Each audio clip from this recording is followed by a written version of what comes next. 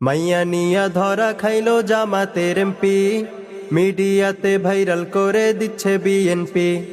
আওয়ামী লীগ তো মহা খুশি এমন খবর পাইয়া, ফেসবুক ইউটিউব সব জায়গাতে দিচ্ছে ছড়াইয়া। চাকরি দেওয়ার কথা বইলা হোটেলে নিছে, আল্লাহ জানে কেমনে জানি ধরা খাইয়া গেছে।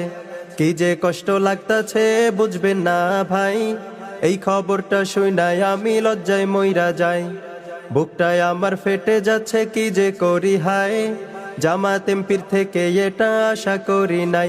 আরে ইসলামী দলের নেতার যদি হয় এই অবস্থা, পুলিশ প্রশাসন সবই তার হাতে নিবে ব্যবস্থা।